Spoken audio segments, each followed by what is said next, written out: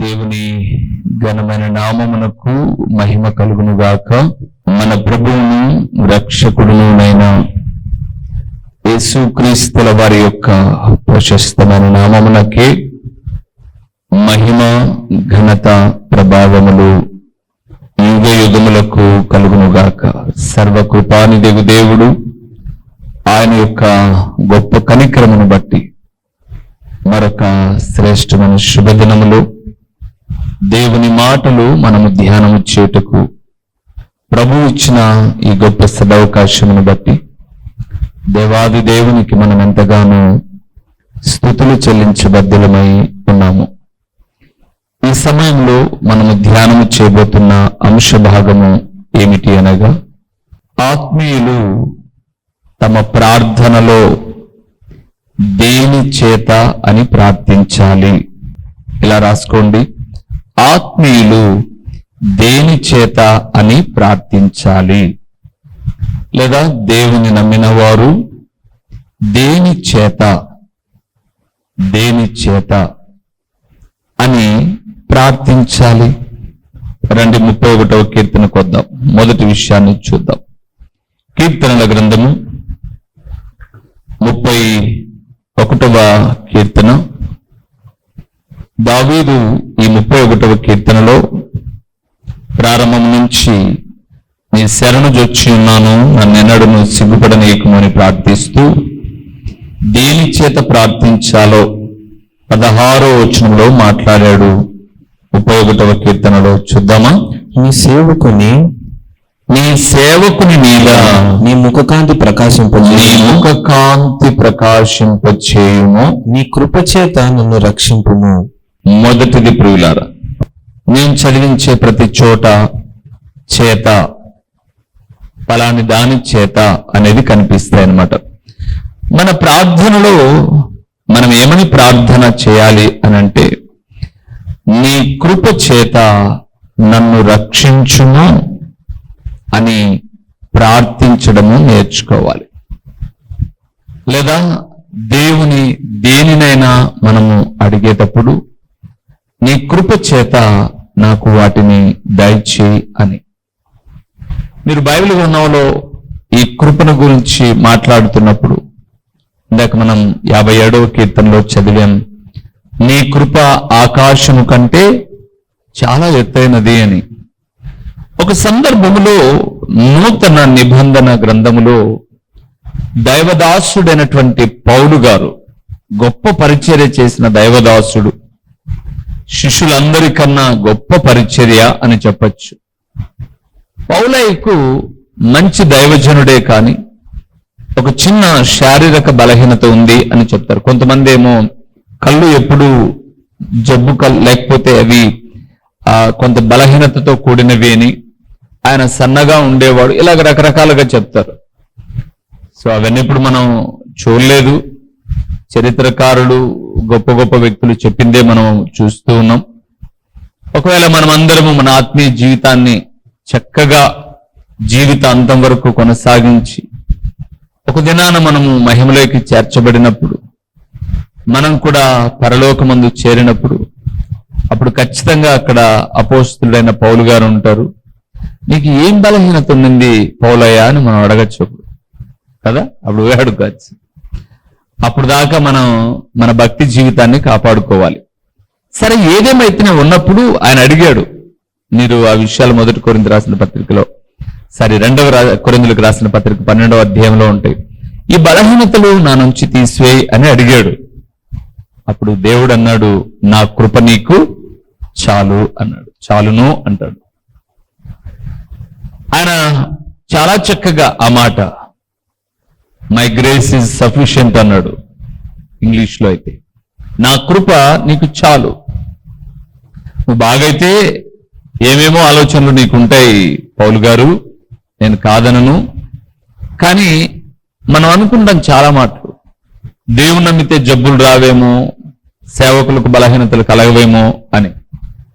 వాస్తవానికి పౌలు గారు అక్కడ అడిగినప్పుడు, పౌలు గురించి బైబిల్ గ్రంథంలో రాయబడ్డప్పుడు ఆయన వస్త్రాలు తాకినా స్వస్థపరచబడ్డారు. లేదా శిష్యులు వారి నీడ పడ్డా చాలా మంది బాగుపడ్డారు. మరి అలాంటి వాళ్ళకి ఇలాగేంటి? సో మనం ఎప్పుడు ఒక మార్కులు వేసేవాళ్ళుగా, వాళ్ళు దేవుని నమ్మింటే వాళ్ళకి ఎందుకు వచ్చాయి, వీళ్ళు క్రమంగా ప్రార్థన పోతుంటే వీళ్ళకి ఎందుకు వచ్చాయి, ఇలాంటి ప్రశ్నలు అర్థముతో కూడిన ప్రశ్నలు కాదు. కాబట్టి మనం ఎప్పుడు గుర్తుపెట్టుకోవాల్సింది ఏంటి అని అంటే, దేవుడు కొన్ని అనుమతి ఇచ్చినప్పుడు మనం కూడా అడుగుతుంటాం, ప్రభువా ఇది ఒక్కటి లేకపోతే బాగుండు అని. కానీ ఆ చిన్న ముళ్ళు మనం హెచ్చిపోకోకుండా నిలబెడుతుంది. అప్పుడు పౌలుతో అన్నాడు, నా కృప నీకు చాలు. ఇక్కడ అన్నాడు, దావీదు ప్రార్థన చేస్తూ అంటున్నాడు, నీ కృప చేత నన్ను రక్షించు అని దేవుని మొరపెట్టినట్టుగా మనం చూస్తాం. ప్రభునందు ప్రియమైన వారలారా, మన ఆత్మీయ జీవితంలో ఎన్నో విషయాలు మనం ప్రార్థించేటప్పుడు ప్రభు ఎదుట మనం అడగవలసింది ఏంటంటే, దేవా ఈ లోకంలో నేను బ్రతుకుతూ ఉన్నాను, అనేకమైన ఆపదలు చుట్టుకొని ఉన్నాయి, నీ కృప చేత నన్ను రక్షించు. రెండవది ఏమని అడగాలి మనము?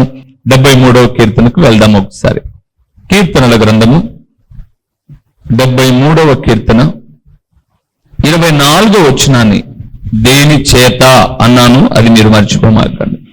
కీర్తనల గ్రంథము 73వ కీర్తన 24వ వచనాన్ని మనం చూద్దాం. నీ ఆలోచన చేత నీ ఆలోచన చేత నన్ను నడిపించదవు, చాలు, తర్వాత మహిమలో నన్ను చేర్చుకుందువు అన్నాడు. అది వేరే విషయం. ఈ 73వ కీర్తన రాసిన వ్యక్తి గారు ఆసాపు అనబడే దైవదాసుడు. ఈయన దావీదు గారి యొక్క రాజ్యములో యెరూషలేములో దేవుని మందిరములో మంచి గాయకుడు అని, గొప్ప పరిచారకుడు అని మనం చూస్తాం. ఈ ఆసాపును గురించి మీరు పాత నిబంధనలోనికి వెళ్తే అక్కడ కనిపిస్తాయి. ఒకవేళ దినవృత్తాంతముల గ్రంథం 6వ అధ్యాయంలో ఈ ఆసాపును గురించిన సంగతులు ఉంటాయి. సరే, ఆయన కూడా ఒక ప్రార్థన చేస్తున్నాడు. వాస్తవానికి 73వ కీర్తనలో ఆయన కొంత బాధను వ్యక్తం చేశాడు దేవుని ఎదుట. 3వ వచనంలో అన్నాడు, భక్తిహీనుల క్షేమం నాకు కంటబడినప్పుడు గర్వించు వారిని బట్టి నేను మత్సరపడితిని. వాళ్ళు ఈ భూమి మీద బతికేటప్పుడు చాలా తప్పులు చేశారు, వాళ్ళకేమి యాతనలు లేవే అని అన్నాడు. లోకంలో అప్పుడప్పుడు మనకి ప్రశ్న వస్తూ ఉంటుంది, ప్రార్థన చేసే వాళ్ళకి అన్ని కష్టాలు, ప్రార్థనే లేని వాళ్ళకి ఏ కష్టాలు లేవు చూడు అని అనుకుంటాం మనం. ఆసాపు అదే అనుకున్నాడు. ఈ మాటలే మొదటి నుంచి ఆయన మాట్లాడుతూ వచ్చారు. కానీ దేవుడు చెప్పాడు, ఆసాపు తొందరపడి మాట్లాడుతున్నావు, వాళ్ళు ఎలాగున్నారో తెలుసా? నువ్వు అనుకున్నావు వాడు తాగుతున్నా, వాడు తిరుగుతున్నా, ఆమెకు నోరు ఎక్కువైనా, ఈమెకు బుద్ధి బాగలేకపోయినా, వీడికి మనస్సు బాగలేకపోయినా, వీళ్ళు బాగానే ఉన్నారు, మంచి వాళ్ళకు చావు వస్తుంది, వీళ్ళకి రాలా, ఇలాగేవేవో మీరు మాట్లాడుతున్నారు. అలాగని మీకు వద్దు. 18వ వచనంలో ఏమంటాడో తెలుసా? చూడండి ఏమన్నాడు. నిశ్చయముగా, అంటే 73వ కీర్తన చెప్తున్నాడు, నీవు వారిని కాలుజారు చోటనే ఉంచి ఉన్నావు, వారు నశించినట్లు వారిని పడవేయుచున్నావు, క్షణమాత్రములోనే వారు పాడైపోవు. చూసారు? నువ్వు అనుకుంటున్నావయ్యా వాళ్ళు బాగున్నారు, వాళ్ళకి యాతనలు లేవు, శిక్షలు లేవు, బాధలు లేవు అని నువ్వు అనుకుంటున్నావు. కానీ నేను చెప్తున్నాను విను నాన్న, వారు కాలు జారు చోటన ఉన్నారు. ప్రభునందు ప్రియమైన వారలారా, ఆ జారితే వారు ఏమవుతారు అని 19లో అన్నాడు, క్షణమాత్రములోనే వారు పాడైపోదురు, మహాభయము చేత వారు కడముట్ట నశించుదురు. అలాంటి వాళ్ళని చూశాను అనుకుంటున్నది, వాళ్ళకు భయంకరమైన నరకం సిద్ధం చేయబడింది అని అన్నప్పుడు ఆసాపుకు భయం వేసి అన్నాడు, దేవా నీ ఆలోచన చేత నన్ను నడిపించు, తర్వాత మహిమలోకి చేర్చుకో. ప్రభునందు నాకు ప్రియమైన వారలారా, మన ప్రార్థనలో నీ కృపచేత నన్ను రక్షించు అని, రెండవది నీ ఆలోచన చేత నన్ను నడిపించు. మొదటిది రక్షించు, రెండవది నడిపించు. మరి మూడవది 92వ కీర్తనకు వద్దాం ప్రియులారా. కీర్తనల గ్రంథం 92వ కీర్తన 4వ వచనాన్ని ఒకసారి మనం చదువుకుందాం. ఎందుకనగా మోషే గారు ఇక్కడ చేస్తున్న ప్రార్థన అన్నమాట. 90వ కీర్తన మొదటి నుంచి దైవజనుడైన మోషే చేసిన ప్రార్థన. నేను ప్రార్థన విషయాలు చెప్తున్నాను. 92:4 వచనాన్ని చదువు. ఎందుకనగా యెహోవా నీ కార్యము చేత నీవు నన్ను సంతోషపరచుచున్నావు. చాలు. మూడవది మనం ఏమని ప్రార్థన చేయాలంటే, దేవా నీ కృప చేత నన్ను రక్షించు అని, నీ ఆలోచన చేత నడిపించు అని. మూడవది నీ కార్యము చేత నన్ను సంతోషపరచు. దేని చేత? నీ కార్యం అంటే నీ పని చేత, అంటే నువ్వు చేసే పని నా జీవితానికి సంతోషం కలిగించాలి అని. అప్పుడప్పుడు తల్లిదండ్రులు పిల్లల్ని అంటారు, మీరు చేసే పనుల వల్ల మాకు తలనొప్పురా, మీరు చేసే పనుల వల్ల మాకు బాధలు అని తల్లిదండ్రులు బాధపడుతూ ఉంటారు. కానీ దేవుడు ఆయన చేసే పని ద్వారా తాత్కాలికంగా మనం బాధపడినట్టుగా అనిపించవచ్చు, కానీ దానిలో చాలా బాగుపడే విషయాలు ఉంటాయి. తప్పకుండా ఆయన మనలను సంతోషపరచడానికే ఏ కార్యమైనా చేస్తాడు. కొన్ని కార్యాలు మనకు అంతు చిక్కవు. ఏంటి నేను ఇలాగ ప్రార్థించాను, ఇలాగైందేంటి అని అనుకుంటాం.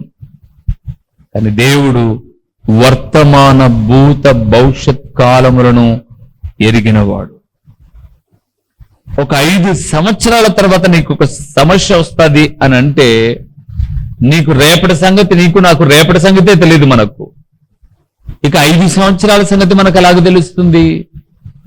అయితే సమస్తము ఎరిగిన దేవుడు నిన్ను ప్రేమించి ఇప్పుడు కార్యము కొంత కష్టమైన ఖండించి గద్దించి సరిచేస్తాడు. ఎట్లా చెప్తారన్నా, ఒక చిన్న మాట చెప్తాను మీకు. మీ పిల్లలను ఇప్పుడు పలానిది చదవండి, పలానిది ఇది కాండి అని మీరు చెప్తారు. ఎందుకు మీరు అలాగ చెప్తారు అంటే, రాబోయే కాలంలో మీరు కష్టపడకూడదని. ఇప్పుడు మన పిల్లలకు కడుపు నిండుతా అన్నము, జోబి నిండుతా డబ్బు, కళ్ళు కనపరానటువంటి విధి విధానాలు ఉన్నప్పుడు మనం చెప్పేవేమి బుర్రకెక్కవు. ఫోన్ వద్దన్నాం అనుకోండి, దొంగగానైనా ఫోన్ చూడాలి. సరే, నీ ఆలోచన ఏంటి? దీని మీద దృష్టి, నీ భవిష్యత్తు మీద ఉన్నటువంటి దృష్టిని మరల్చి పాడైపోతుంది అని. అంటే గుర్తుపెట్టుకోండి, మనకు రాబోయే కాలపు సంగతులు ఆ దారి గుండా మనం వచ్చాం కాబట్టి మనకు ఆ పరిస్థితులు తెలుసు కాబట్టి మనం ముందుగానే అవి వద్దు అని ఖండిస్తూ ఉన్నాం, మనం వచ్చిన పరిస్థితిని బట్టి. కానీ మన ముందు కూడా ఏముందో మనకు తెలియదు, కానీ మన ముందు కూడా ఏముందో ఆయనకు తెలుసు. అందుకే ఆయన ఏం చేస్తాడంటే, తన కార్యము చేత మనల్ని సంతోషపరిచే దేవుడు. మనం అడగాల్సింది కూడా, నీ కార్యము చేత నన్ను నువ్వు ఏం చేయాలి? సంతోషపరచు ప్రభువా. దేవుని పనులు ఎప్పుడూ సంతోషభరితమైనదేనండి. అందుకే మీరు ఆ 92వ కీర్తనను మీరు ధ్యానం చేస్తూ వస్తున్నప్పుడు 4వ వచనాన్ని మనం చదివాం. కానీ నీ కార్యము చేత నన్ను సంతోషపరచుము అని దేవుని ఆలోచనలు 5-6 వచనాల్లో చెప్పాడండి. నీ ఆలోచనలు అతి గంభీరములు, పశుప్రాయులు వాటిని గ్రహింపరు, అవివేకులు వివేచించరు. వాళ్ళు అప్పుడప్పుడు మనం లేఖనాల్లో చూస్తూ ఉంటాం, పశుప్రాయులు వాటిని గ్రహింపరు అన్నాడు. బైబిల్ గ్రంథంలో కొన్ని పశువులు ఉన్నాయి. అది కూడా నేను ఒక సబ్జెక్ట్ రాసి పెట్టాను, చెప్తాను ఒకరోజు మీకు. మనుషుల్లాగే చక్కగా, ఇప్పుడు ఆడబిడ్డలు అనుకోండి, మీరు మంచిగా శారీ కట్టుకో, మంచి డ్రెస్ కోడ్తోనే ఉన్నారు. మా పురుషులందరూ మంచి డ్రెస్ కోడ్తోనే ఉన్నారు. కానీ అంతరంగాల్లో ఉన్న పశువుల స్వభావాలు నేను రాశాను, ఎన్ని పశువులు ఉన్నాయా అని. ఒక పశువు చెప్తాను ప్రస్తుతానికి, ఇక్కడ పశుప్రాయులు ఉన్నాడు కాబట్టి. గద్దింపును అసహించుకున్నవాడు పశుప్రాయుడు అన్నాడు. ఆయన గద్దింపు మాకొద్దు అనేది మనుషుల డ్రెస్సులే, తిండి మనుషులదే, నివాసం మనుషులే. కానీ గద్దింపు వద్దనడేటువంటి ఎవరైతే వద్దంటారో వారొక పశువు, వారొక పశువు. ఈ పశువులు ఎప్పుడూ బాగుపడవు, మాట వినవు. తల్లిదండ్రులు అనేవాళ్ళు మనిషికి ఒక మాట, పశువుకైతే దెబ్బ అనేవాళ్ళు. కొన్ని దెబ్బలు తగ్గుతాయి కానీ మారవు ఈ పశువులు. ఇప్పుడు మనం వెళ్తున్నప్పుడు ఆ దారిలో ఎక్కడైనా పడ్డాం అనుకోండి, మళ్ళీ ఆ రూట్లో వెళ్ళేటప్పుడు మనం కొంచెం జాగ్రత్త పడతాం. కానీ పశువుగా జాగ్రత్త ఉండదు. అంటే పశువు గుణము కలిగిన మనుషుల గురించి చెప్తున్నాను. ఇక్కడ ఆయన అన్నాడు, నీ ఆలోచనలు చాలా గంభీరాలయ్యా. పశువులు ఉన్నాయి చూడు, అంటే పశుప్రాయులు, వీళ్ళు వాటిని గ్రహించారు. నాకు చాలా కుటుంబాలు, మనమేం పెద్ద వందలు వేలు కలిగిన సంఘమేం కాదు. పిల్లలు ఒక 20 మంది, యవనస్తులు ఒక 25 మంది, స్త్రీలు పురుషులు కలిపి ఒక 65-70 మంది, అంతా కలిపిన 115 మంది. ప్రతి పేరు, ప్రతి కుటుంబ స్థితిగతులు అన్ని కాపరిగా నాకు తెలుసు. ఏదో చిన్న బాధ వచ్చినప్పుడు ఎక్కి ఏడ్చి అని ఏడ్చి పొర్లాడి, అయ్యో ప్రభువా వ్యాధి తీసే, బాధ తీసే, అది రాకూడదు మాకు అని అన్న అమ్మలు అయ్యలు ఈరోజు కొవ్వెక్కి పశువులు తిరుగుతున్నాయి. మళ్ళీ రావండి ఇంకా. అందుకే అన్నాడు దేవుడు, ఒకసారి వచ్చినప్పుడు నేను మీ మొర విన్నాను, ఇంకోసారి మరలా అనుమతి ఇచ్చినప్పుడు అప్పుడు మీరు ఏరుస్తాడు చూడు, అప్పుడు నేనేం చేస్తా, నేను నవ్వుతా. అప్పుడు మనం కూడా ఏమనుకుంటామంటే, చాలా మాటలు చెప్పాం ప్రభు, వీళ్ళను ప్రార్థనలో ఎప్పుడు పరిస్థితులు ఒకేలాగుండవు, పాదాలు పట్టుకోవాలని అడిగాము, కానీ వీళ్ళకు ఈ పశువులు అంత తొందరగా మారలే ప్రభు అని చెప్పాలి మేము. నేను అందుకే బైబిల్ గ్రంథాన్ని ఎప్పటికప్పుడు నేనైతే నేర్చుకుంటున్నానండి. దేవుని వాక్యం నేనైతే నేర్చుకుంటున్నాను. ఇలాగ మాట వినని వ్యక్తుల గురించి బైబిల్ గ్రంథంలో ఒక ఆయన ప్రార్థన చేస్తున్నాడు. ఆయన పేరు ఇర్మియా. దేవుడు అన్నాడు, నువ్వు ప్రార్థన చేయగాకు, చేసినా నేను విననన్నాడు. ఇదేంటి? ప్రార్థన చేయమంటే, ఆ ప్రార్థన చేస్తుంటే వినాల్సిన దేవుడు వినను నువ్వు చేయగాకని అంటాడేంటి ఇర్మియాతో అని అంటే, చాలా అవకాశాలు వాళ్ళకి ఇచ్చాను, చాలా మాటలు వాళ్ళకి మేలు చేశాను, వాళ్ళు కృతజ్ఞతాహీనులు కాబట్టి నువ్వెందుకు వాళ్ళ గురించి మొరపెడతావు? ఆయన మాట్లాడే మాటలు చూసినప్పుడు అమ్మో. అందుకే కొన్నిసార్లు కొన్ని విషయాల గురించి నేను కూడా ప్రియులారా ప్రార్థన చేసేటప్పుడు మనసుకు రావవి.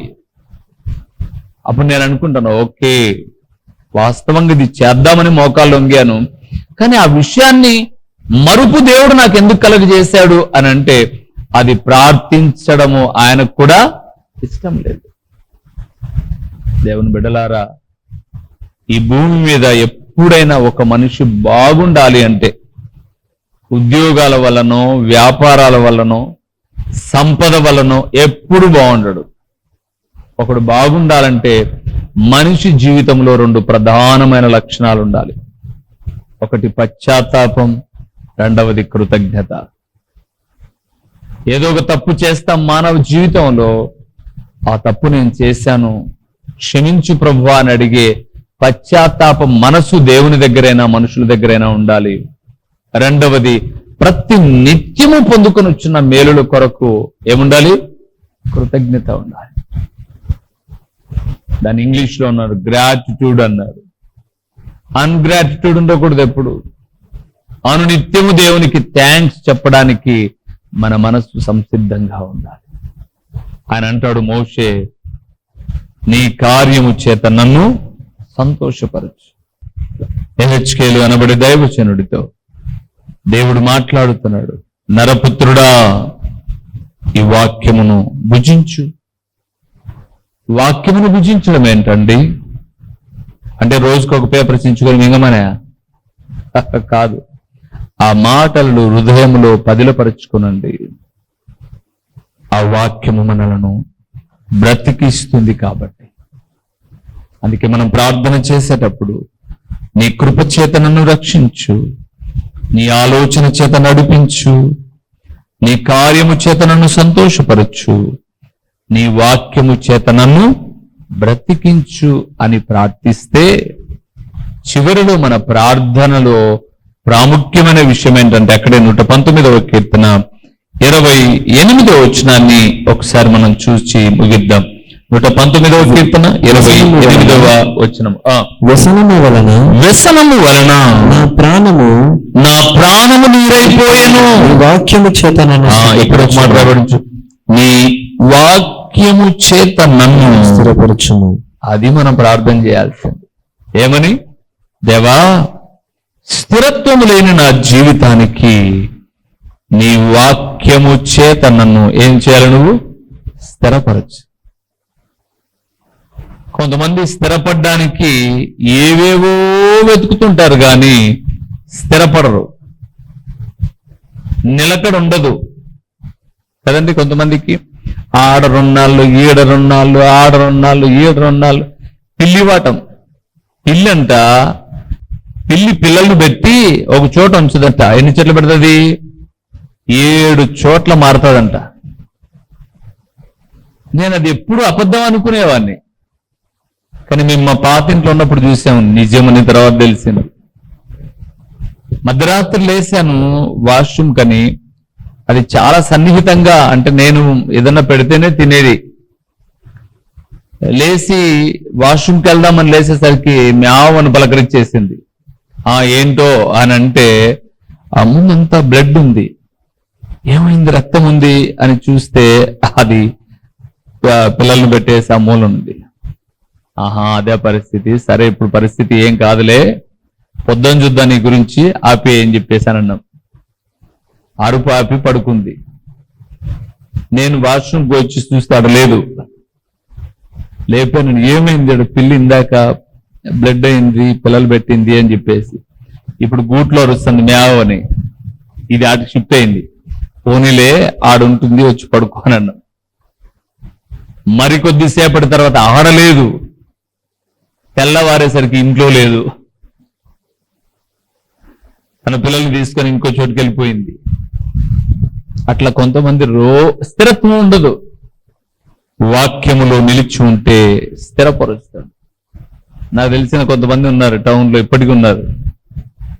కొద్ది రోజులు పాకం పప్పు వ్యాపారం, కొద్ది రోజులు అట్టి పనులు, కొద్ది రోజులు ఆటో, ఎండల కాలం ఐసు, దే పని చేసేదిలే.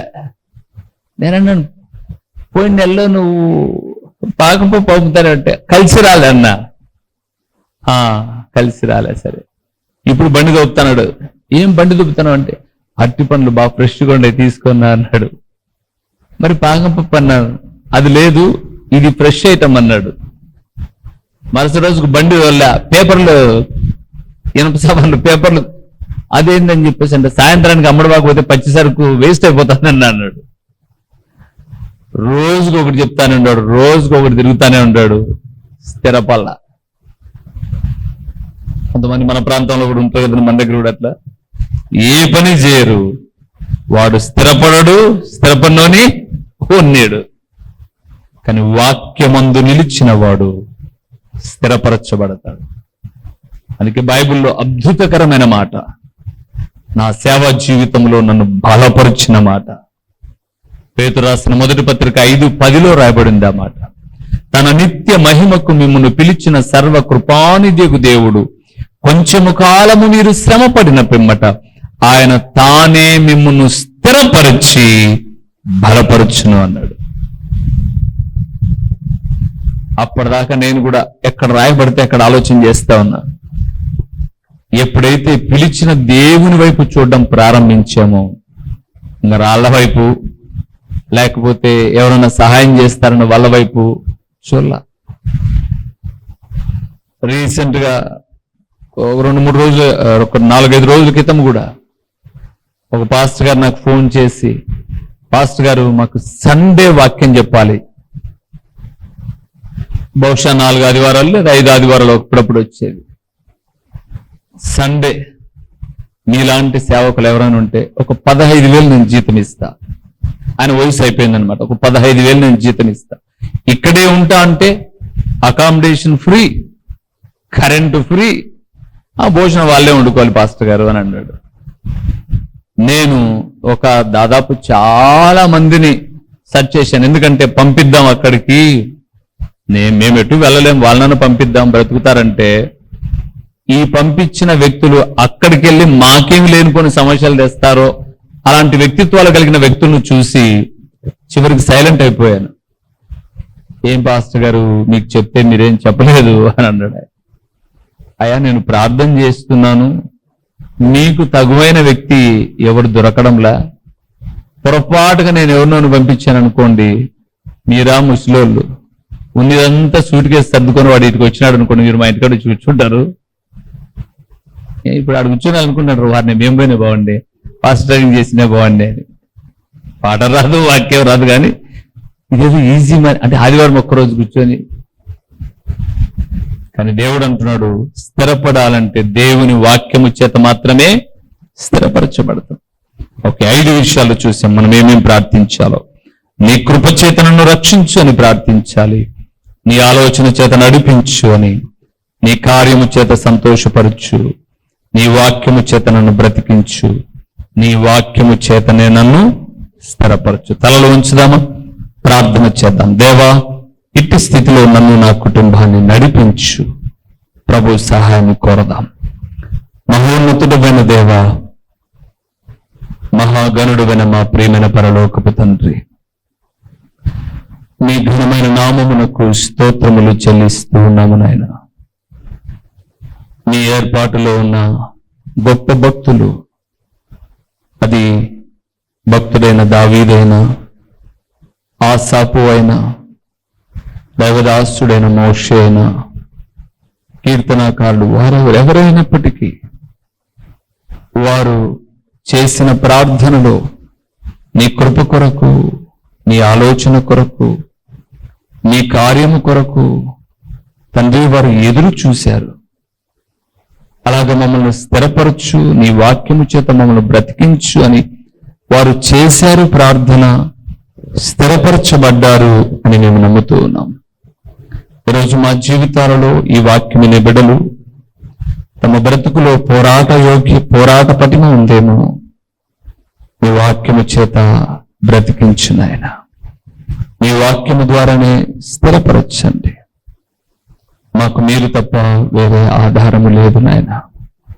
మీ పాదాలు పట్టుకొని ప్రార్థిస్తూ ఉన్నప్పుడు క్షేమకరమైన స్థితిగతులు అందించి మీ ఘననామానికి మహిమను మీరు కలుగు చేసుకునమని మా ప్రతి మనవులు వినే దేవాది దేవుడైన మీకు స్తుతులు చెల్లిస్తూ, ప్రకటించబడిన ఈ పరలోకపు సంగతులు వ్యర్థముగా పోకుండా సారవంతమైన నేలను పడిన విత్తనము వలె 30దంతలుగా 60దంతలుగా 100ంతలుగా ఫలింపచేసి మీ ఘననామానికి మహిమ ఘనత ప్రభావాలు మీరు కలుగు చేసుకునమని యేసు నామములో అడిగి పొంది ఉన్నాము తండ్రి, ఆమేన్.